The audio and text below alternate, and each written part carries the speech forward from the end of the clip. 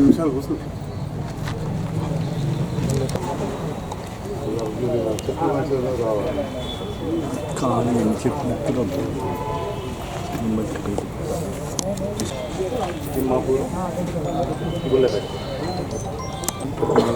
అలాగే కళ్యాణ లక్ష్మి చెక్కులు తీసుకోవడానికి వచ్చిన లబ్ధిదారులందరికీ నా హృదయపూర్వక నమస్కారం తెలియజేస్తున్నాను.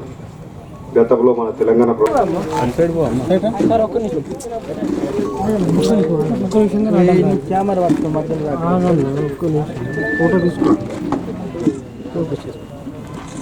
రామక్క అందరు కూర్చొని అందరూ కూర్చో నువ్వు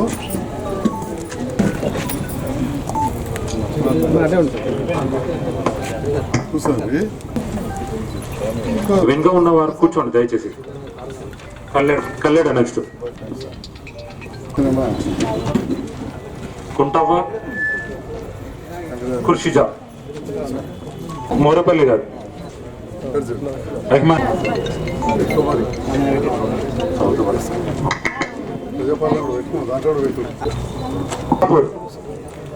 నక్క లక్ష్మి రమ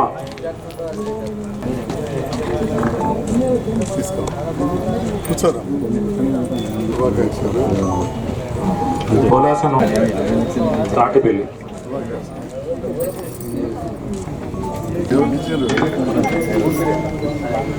బుర్రన్ల నెక్స్ట్ బుర్రన్ల నుండి దాసర్ లక్ష్మి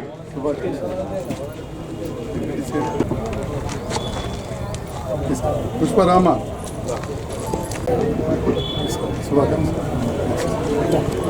ఈనాడు 10 సంవత్సరాల నుండి గత 10 సంవత్సరాల నుండి కూడా తెలంగాణ రాష్ట్ర ప్రభుత్వం మరి ఒక ఆడబిడ్డకు పెళ్లి చేయాలన్నా ఇల్లు కట్టుకోవాలంటే ఎంత కష్టం ఉంటుందో ఉద్యమం సమయంలో మరి ప్రతి పల్లె తిరిగి మరి చాలా నిరుపేద మరి వాళ్ళ ఇళ్ళల్లో పెళ్ళిళ్ళు అయితే ఎంత గోసుంటుందో తెలిసిన నాయకుడు మరి గత ప్రభుత్వంలో మాజీ ముఖ్యమంత్రి వర్యులు కేసీఆర్ గారు మరి ప్రజల పక్షాన పేదల పక్షాన ఆలోచించి ఈ యొక్క కళ్యాణ లక్ష్మి అనే పథకాన్ని రూపొందించి మరి 1,116 రూపాయలు ఈనాడు ఆడబిడ్డకు పెళ్ళైతే అప్పటి నుండి ఇచ్చుకుంటా వస్తున్నాం.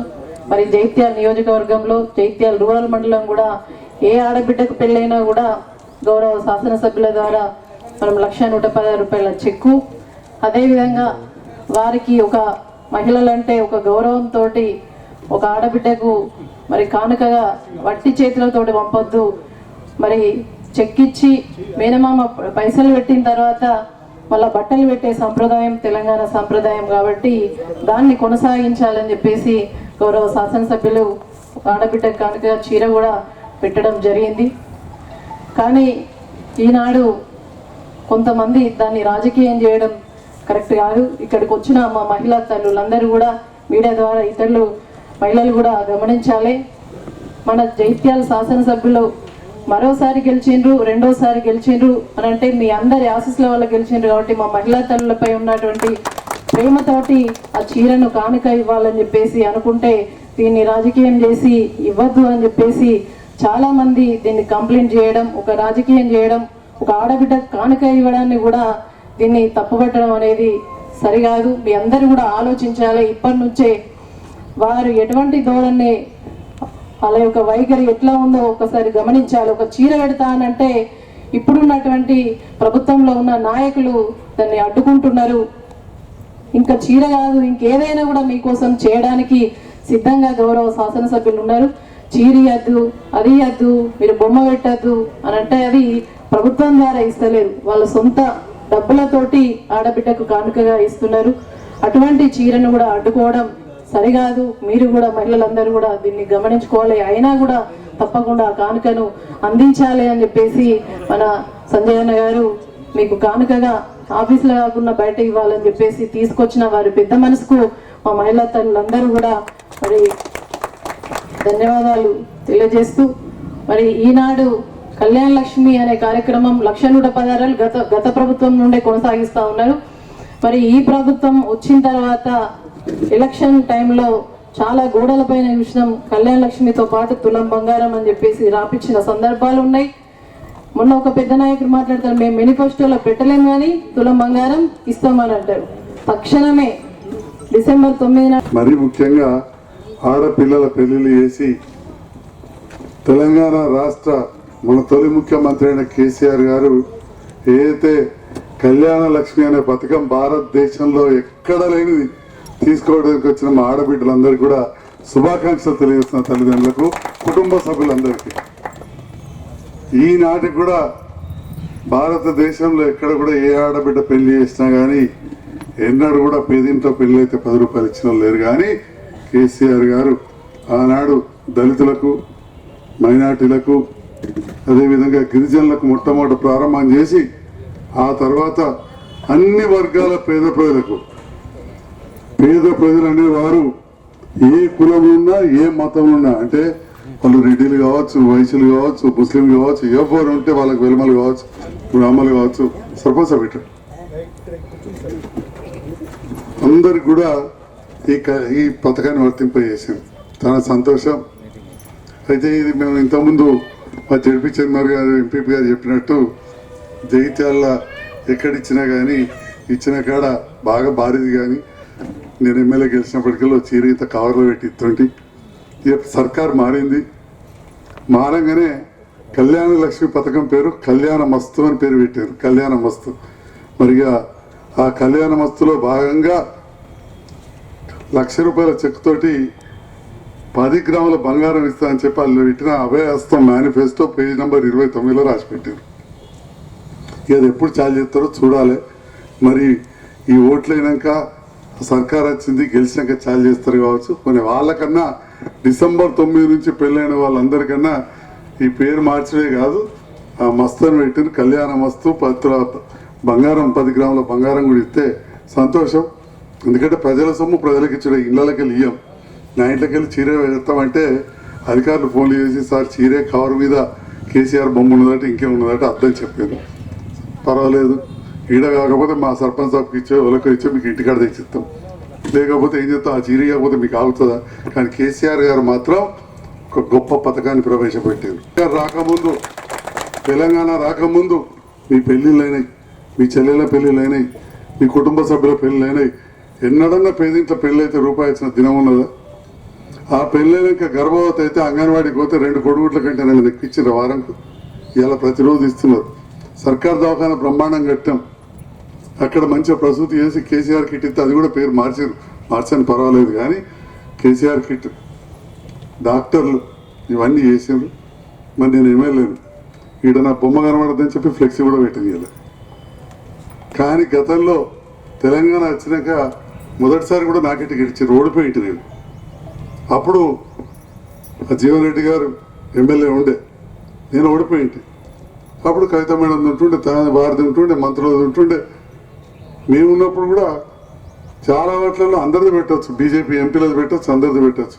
మరి రాత్రికి రాత్రి ప్రింట్ చేయొద్దన్నారు. మరి అధికారులకు ఏం చెప్పారో తెలియదు. కానీ కళ్యాణ లక్ష్మి అనేది ఇలా ఫ్లెక్సీ కూడా పెట్టేయాలి. పర్వాలేదు, ఏం బాగాలేదు. మీ అందరికీ నేను ఎరికేనా అంటే నన్ను చూస్తే గుర్తుపడతారా నన్ను పక్కానా? మరి గత ఆడు ఉంటేది లేకపోతే సంజయ్ కుమార్ అంటే తెలిసేనా. కాబట్టి అందుకే మీరు నన్ను గెలిపించారు, సంతోషం. వాళ్ళ అన్నమాటలు అన్నీ బాగా చేసి ఊరూరా బెల్ట్ షాపులు బాగా మద్యం అమ్మిపిస్తున్నారని చెప్పి ప్రచారం చేశారు. మరి వచ్చి 20 రోజులైంది, మీ ఊర్లో సీసాలు దొరుకుతలేవా? అదేందో మరి మీరు కూడా ఆలోచన చేయాలి. ఇవన్నీ చెప్పి ఇంతకుముందు చెప్పినట్టు రైతు బంధు వేస్తామని, ఇంకో చేస్తామని, పెంచి ఇస్తామని చెప్పి అధికారంలోకి వచ్చారు. వాళ్ళు ఉన్న మాట్లాడుతుంటే ఇక్కడ వేదిక పైన వాళ్ళు ఏమున్నా ఉన్న విషయం చెప్పిన ఏందో చేయాలి. పుస్తకం ఇంత పెద్దది కొట్టించి అభయహస్తామని 6 గ్యారెంటీలు అన్నారు. 6 గ్యారెంటీలలో ఒకటైతే పక్కకు పెట్టేసారు, యువ వికాసం. ఏం చదువుకున్నావు బిడ్డ మీరు? డిగ్రీ. ఇప్పుడు నెక్స్ట్ చదువుతావా? చదువుకుంటే వాళ్ళందరికీ ఎలక్ట్రిక్ స్కూటర్ ఇస్తామని చెప్పి పెట్టారు. వినరా? వాస్తవం, ఇది నేను చెప్పేది కాదు, నువ్వు ప్రచారం చేసిందే. నువ్వు డిగ్రీ చదివిన ఉద్యోగం రాకపోతే నెలకు 4,000 ఇస్తామని చెప్పారు. అప్పుడు మేము ఇయ్యలేదని చెప్పి ఓడగొట్టారు. ఇవాళ ప్రభుత్వం గెలిచడే కాదు, చెప్పిన మాట మీద నిలబడాలి. ఈ రకంగా ఈనాటి ప్రభుత్వం ఇంకా మంచిగా చేస్తే చాలా సంతోషం, స్వాగతిస్తాం. మనందరం కూడా అంతే సంతోషంగా అది ఎక్కువ చేసి తులం బంగారం పెట్టి 15,000 రూపాయలు రైతు బంధు ఇచ్చి ఊర్లలో ఏదైతే పదే పదే ఎమ్మెల్సీ గారు చెప్పారు బెల్ట్ షాపులు అని, ఆ బెల్ట్ షాపులు అన్ని బంద్ చేయించి నౌకర్ రాని వాళ్ళందరికీ నెలకు 4,000 ఇచ్చి ఈ రకంగా 400 పథకాలు చెప్పారు. అందులో 6 మొదలు పెట్టిర్రు, 6 5వది నిన్న బంద్ పెట్టిర్రు. అందరికీ పెన్షన్లు అన్నారు. మరి పెన్షన్ వేయాలంటే బ్యాంక్ అకౌంట్లు వేయాలి. బ్యాంక్ అకౌంట్ నెంబర్ అడగలేదు, నిన్న కాగితం మీద లేదు, ఇచ్చే కాగితం మీద. మరి ఇంటికి తెచ్చి ఇస్తారా, మళ్ళీ దళారులు తయారవుతారో తెలియదు. అంతకుముందు కేసీఆర్ గారు ప్రభుత్వం ఉన్నప్పుడు మాత్రం మంచిగా బ్యాంకులో పడుతుండే, మీ పైసలు మీకు వస్తుండే. మరి ఈనాడు ఒక మంచి పథకం ఇది. తెలంగాణ వచ్చిన తర్వాతనే కేసీఆర్ ముఖ్యమంత్రి అయినాకనే ప్రారంభించిన కళ్యాణ లక్ష్మి పథకం ఇప్పటికీ 13 లక్షల మందికి దాదాపుగా పేదింటి వాళ్లకు కళ్యాణ లక్ష్మి ఇచ్చిన పథకం. మన జగిత్యాల చుట్టుపక్కల ప్రాంతాల్లో ఏ ఊరు చూసినా, చిన్న ఊరు చూస్తే 30-40 మందికి పెడితే అల్లీపూర్ లాంటి గ్రామంలో 250 మందికి ఒక్కొక్కళ్ళకు 50,000 నుంచి ₹1,00,000 దానికి ఇచ్చిన మంచి పథకం. ఈనాడు మా చేతుల మీదుగా గౌరవ ముఖ్యమంత్రి గారు ఎమ్మెల్యేలు ఇవ్వాలని చెప్పి మాకు ఒక అదృష్టాన్ని కల్పించారు. అందుకు వారికి మళ్ళీ కూడా హృదయపూర్వక ధన్యవాదాలు తెలియజేస్తూ, మరి మాకు ఆ అదృష్టం కల్పించినందుకు ఇంత నా సొంతం ఇంతో చిన్న చీర పెడుతుంటే అది అలా పెట్టద్దన్నారు, కానీ తప్పకుండా నేను పంపిస్తాం. మరి మీ అందరికి కూడా మరొక్కసారి శుభాకాంక్షలు తెలియజేస్తూ ఆ చెక్కుల పంపిణీ కార్యక్రమాన్ని నడపాల్సిందిగా అధికారులను కోరుతా ఉన్నా.